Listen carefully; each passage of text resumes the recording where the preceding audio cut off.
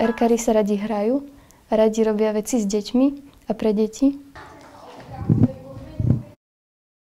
U nás je to fakt tak, že keď sa stretnú animátori a deti, tak občas ani nepoznáš ten rozdiel, kto je kto.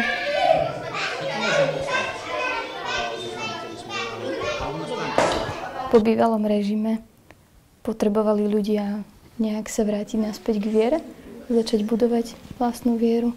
A od detstva sa to robí najlepšie, tak preto podľa mňa vzniklo Erko. Prečo Erko? Pretože vtedy sme mali možnosť dostať sa do perfektného spoločenstva, kde bolo veľa mladých ľudí, priateľov. Mohli sme tam stretnúť Boha živého, mali sme duchovné cvičenie, mali sme spoločné akcie, kde bola zábava. Venovali sme sa deťom a myslím, že nás to vtedy všetkých veľmi naplňalo. A mali sme z toho radosť, že môžeme niečo robiť pre deti ďalej. A potom postupne prišiel čas, kedy sme sa povydávali, poženili a momentálne máme Erko doma.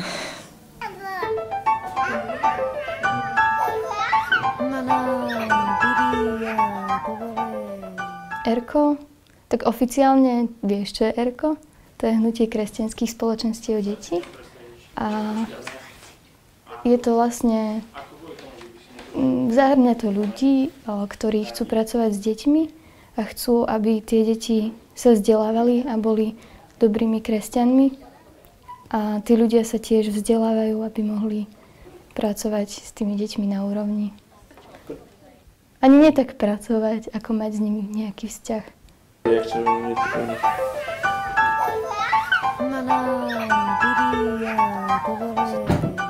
Tak činnosti, ktoré rozdeľujeme v Erku, alebo ktoré v Erku robíme, sa rozdeľujú na také celoslovenské aktivity. To sú napríklad Dobrá novina, detský čin pomoci, potom Vypni telku, zapni seba.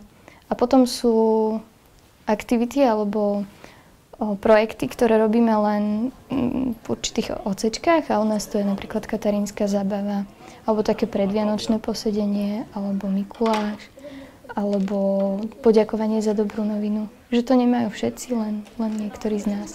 A tak to robíme aj tábory a v prvom rade stredka.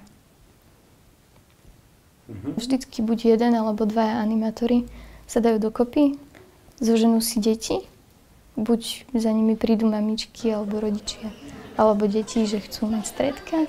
No a oni si založia stredka, dostanú kľúče od miestnosti, kde chodia a majú stredka. Takže také klasické stredko vyzerá tak asi, že sa stretneme, povieme si najprv začiatok, ako sa máme, čo sme za posledný týždeň zažili, také zaujímavé. No. Na začiatok sa pomodlíme, ktorej si väčšinou načrtneme aj to, čo budeme ďalej robiť, o čom sa budeme tento deň na stredku rozprávať. A potom vlastne potom máme diskusie, potom rôznymi hrami, diskusiou, alebo aj tvoríme väčšinou. Niekedy ideme vonku a vlastne tým si predstavujeme niečo, čo nám ďalej dá do života, nejakú tému. Rozprávame sa o jedinečnosti, o Bohu, o konaní dobrých skutkov. A vlastne také rôzne veci sa snažíme, ktoré sú potrebné pre náš život a ďalší rast. Za mňa cieľom stredka je, aby dieťa zo stredka odišlo šťastné, aby si niečo z toho odnieslo, aby prinieslo aj do svojej rodiny nejaké to svetlo, nejaké to povzbudenie, nejaké nové myšlienky. Vlastne podľa mňa je dôležité, že by tí deti trávili trocha čas aj inak, aby sa navzájom obohacovali a rastli vo viere aj v svojom živote. No, ja som sa dostal do Erka cez Dorotku, keďže je tu moja sestra a ma tu stiahla. Keď som mal nejaký... Neviem, v prvom stupni som ešte bol. Neviem, koľko som mal rokov, som mal striedkou, už si nepamätám, ako sa volala animatorka. Majka. A ono sa potom rozpadlo, myslím, že Majka išla tiež študovať niekde. Potom som mal stredka s Lukášom a Adamom. Potom Lukáš išiel študovať, ostal som ja a Adam, keďže aj chlapci sa nejak rozišli. A potom už aj my sa nejak prestali skrývať a teraz je to tu. Izunňali ma tak.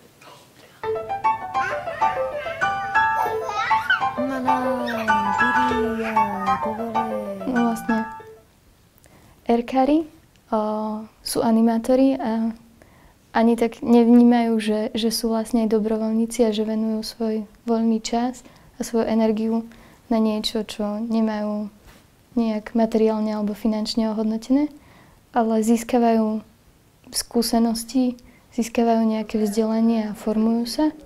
A na to máme napríklad kurzy. A takým tým najhlavnejším je kurz Začíname pre mladších ako 18 rokov. A pre tých starších potom máme základný kurz a ten je týždňový a na tom z neho dostávame aj certifikát, ktorý je akreditovaný a veľa dobrých informácií sa tam dozvedáme o tom, ako fungovať. No, základný kurz prebieha 7 dní cez letné prázdniny. V kurze sme školení, máme tam základy filozofie, psychológie,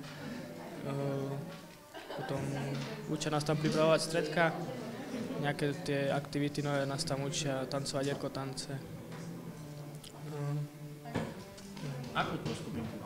Pomohol mi viac porozumieť tej psychike detí. Aj tak nejak lepšie sa pripraviť na to stredko, ako by to asi približne malo vyzerať, ako by to malo mať formu. Čo ja viem, čo ešte.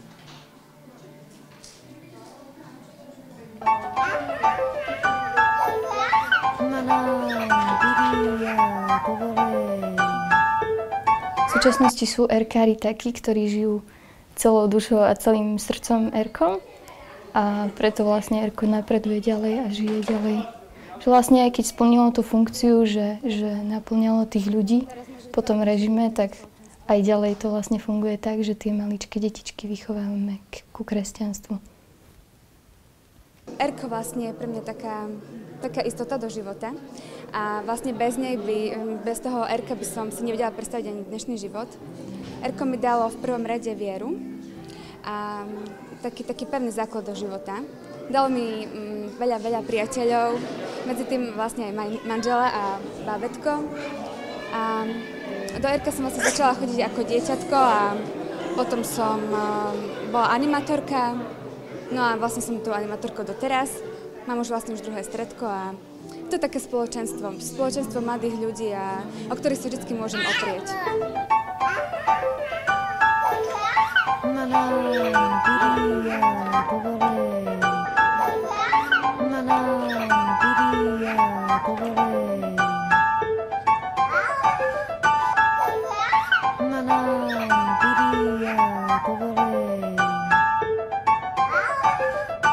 Zakletýkou, z něj přichází sem a šustí jako sláma. Zdráhám se hnout, jen ty můžeš stébla jeho nohou zlámat.